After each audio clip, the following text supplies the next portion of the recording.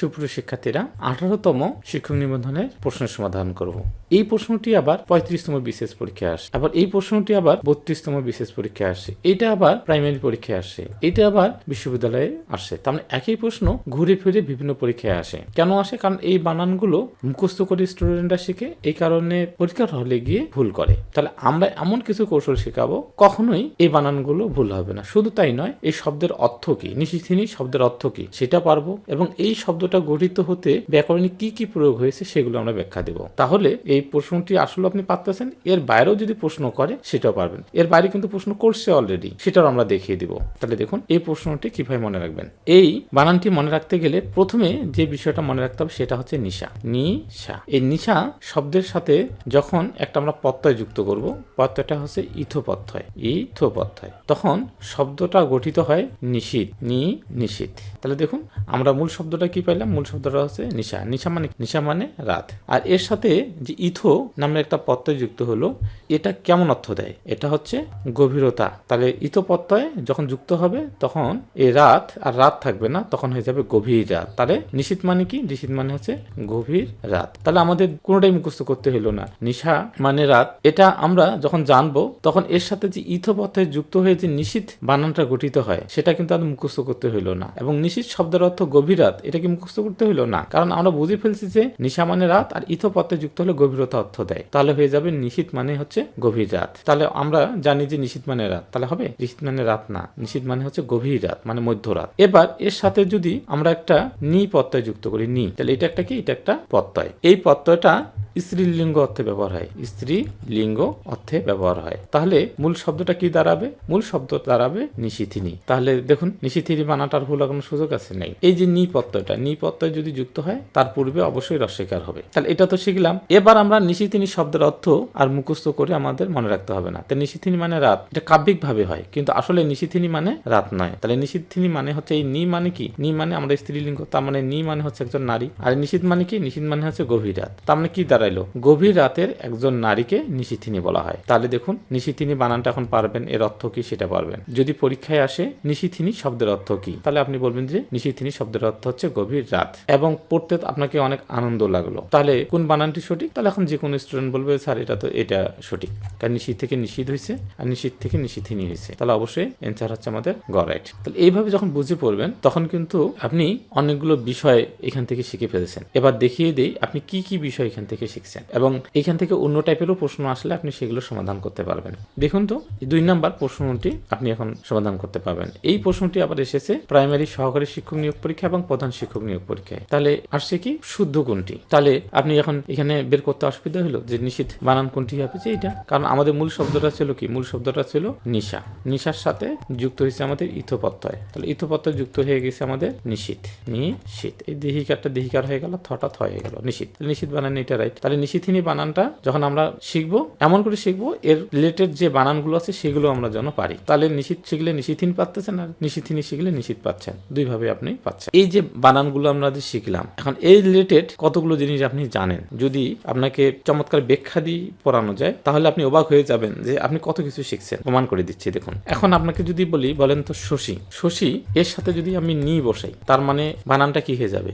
বানানটা হবে শোষিনী। কেন শোষিনী হবে? কারণ আপনি জানেন যে নি এমন একটি প্রত্যয় যেটা স্ত্রীলিঙ্গ অর্থে ব্যবহার হয়, স্ত্রীবাচক, আর নি যখন বসবে তার পূর্বে বানানটা রস্বইকার হয়ে যাবে। তো হয়ে গেছে।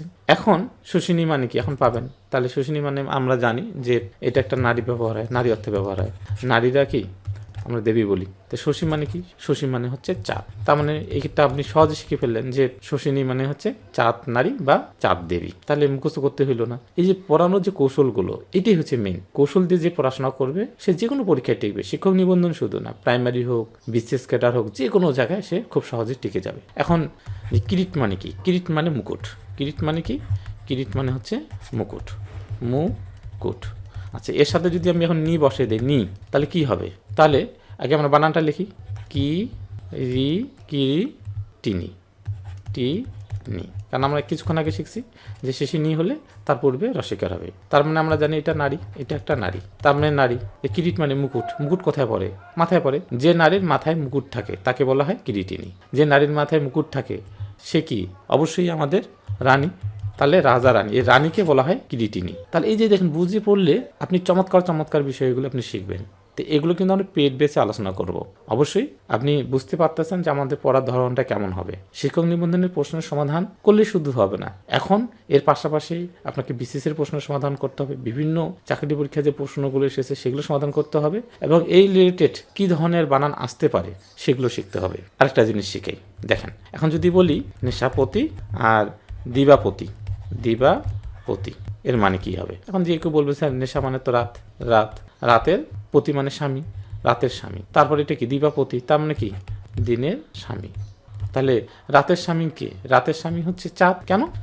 কারণটা কি? কারণটা হচ্ছে রাতের আকাশে চাঁদই প্রধানভাবে আলো দেয়। তাহলে কি রাতের আকাশে চাঁদে যেহেতু প্রধানভাবে আলো দেয়, এই জন্য চাঁদকে বলা হয় নেশাপতি। দিবা মানে দিনের প্রতি, তাহলে দিনের আকাশে কে সবচেয়ে আলো বেশি দেয়? তাহলে সূর্যই দেয়। তার মানে অবশ্যই আমাদের দিনের স্বামী বা দিবাপতি হবে সূর্য। তাহলে দেখুন, এই যে নেশা বা নিশি জিনিসটা যদি আপনি না বুঝেন, তাহলে কিন্তু এই বিষয়গুলো আপনি বুঝবেন না। এরকম অসংখ্য জিনিস রয়েছে যে বিষয়গুলো আমরা পেড বেসে পড়াবো। আশা করি চমৎকারভাবে আপনি A to Z বাংলার শিখতে পারবেন হাতে কলমে। এবার আমরা একটা বিজ্ঞাপন নিয়ে আলোচনা করব। অবশ্যই ভর্তি হতে চাইলে আমাদের কোর্সে এই বিজ্ঞাপনটি খুব মনোযোগ সহকারে শুনবেন। সুপ্রিয় শিক্ষার্থীরা, আপনাদের জন্য শুরু হতে যাচ্ছে 19তম শিক্ষক নিবন্ধনের বাংলার জন্য মাস্টার কোর্স। এই মাস্টার কোর্সের মাধ্যমে আপনি হয়ে যাবেন একজন বস মাস্টার। কোর্সটির প্রধান বৈশিষ্ট্য, 0 থেকে শিক্ষক হওয়ার পূর্ণ প্রস্তুতি, অর্থাৎ 0 থেকে হিরো। 19তম শিক্ষক নিবন্ধনের এই বাংলা মাস্টার কোর্সের প্রথম 25 জনের জন্য রয়েছে দুটি সুবর্ণ সুযোগ। 1000 টাকার কোর্সে আপনি 60% ডিসকাউন্টে 399 টাকায় ভর্তি হতে পারবেন। শর্ত একটাই, প্রথম 25 জনের মধ্যে থাকতে হবে। সুবর্ণ সুযোগ 2, আপনার জন্য রয়েছে বাংলার 44টি রেকর্ডেড ক্লাস। এই রেকর্ডেড ক্লাসগুলোর মাধ্যমে আপনার বেসিকটা খুবই মজবুত হবে। ফলে মাস্টার কোর্সের 35টি লাইভ ক্লাস ও 35টি রেকর্ডেড ক্লাস খুব সহজে বুঝতে পারবেন। এই 44টি রেকর্ডেড ক্লাসের মূল্য ছিল 600 টাকা, কিন্তু মাস্টার কোর্সে যারা ভর্তি হবেন তাদের জন্য 70% ডিসকাউন্টে 199 টাকায় এই 44টি রেকর্ডেড ক্লাস ক্রয় করতে পারবেন। এই 44টি রেকর্ডেড ক্লাস এখন আমরা দেখিয়ে দিব কি রয়েছে এর মধ্যে। প্রথম নম্বরে আমাদের ক্লাস রয়েছে বাংলা ব্যাকরণ এর আলোচ্য বিষয়। তারপরে ধ্বনি ও বর্ণপ্রকরণ, ধ্বনি বর্ণের উপরে আমাদের ক্লাস রয়েছে 3টি। এরপরে ধ্বনি পরিবর্তন, ধ্বনি পরিবর্তনের উপর ক্লাস রয়েছে 2টি। নত্যবিধান সত্যবিধানের উপর রেকর্ডেড ক্লাস রয়েছে 2টি। তারপর সন্ধির উপর ক্লাস রয়েছে টোটাল 6টি। সমাসের উপর আমাদের ক্লাস রয়েছে 9টি। বানান শুদ্ধিকরণের উপর রয়েছে 3টি। বাক্যের শুদ্ধিকরণের উপর আছে 2টি। শব্দের উপর রয়েছে 2টি। উপসর্গের উপর রয়েছে 2টি। ধাতু, প্রত্যয়, বচন, কারক, কারকের উপর ক্লাস রয়েছে 4টি। জ্যোতীয় বিরামচিহ্নের উপর ক্লাস রয়েছে 1টি। উচ্চারণের উপর 1টি। পদ প্রকরণের উপর 1টি। তাহলে টোটাল আপনি এই 44টি রেকর্ডেড ক্লাস পেয়ে যাবেন। 19তম শিক্ষক নিবন্ধনের মাস্টার্স কোর্সে কি কি পাবেন? 35টি লাইভ ক্লাস ও 35টি recorded class. 2 number exclusive suggestion, shortcut lecture sheet ও 35টি ক্লাস টেস্ট ও 5টি মডেল টেস্ট। এক্সক্লুসিভ সাজেশন এই কারণে বলছি, কারণ দীর্ঘ 1 যুগ ধরে পড়াচ্ছি এবং বাংলার উপর 4টি বই লিখেছি, তাই খুব সহজে বুঝতে পারি শিক্ষকরা কোন টপিক থেকে প্রশ্ন করবেন। 3 নাম্বার নিয়মিত গাইডলাইন ও সাপোর্ট। যেহেতু আমি এই প্রতিষ্ঠানের পরিচালক ও শিক্ষক, তাই নিয়মিত গাইডলাইন এবং সাপোর্টগুলো অন্যরকম পাবেন। আমাদের এই ক্লাসগুলো অনলাইন এবং অফলাইন দুইভাবেই হবে। অফলাইন ক্লাসগুলো হবে ঢাকায়, আমাদের 2টি অফিস রয়েছে, একটি হচ্ছে মালিবাগ অফিস এবং একটা বাসাবো অফিস। আপনি সরাসরি মালিবাগ এবং বাসাবোতে এসে ক্লাস করতে পারবেন। এই জন্য আপনি ইনবক্সে নক দিন অথবা হোয়াটসঅ্যাপে সরাসরি যোগাযোগ করুন এই নাম্বারে। আজকে এই পর্যন্তই, সবাইকে অসংখ্য ধন্যবাদ।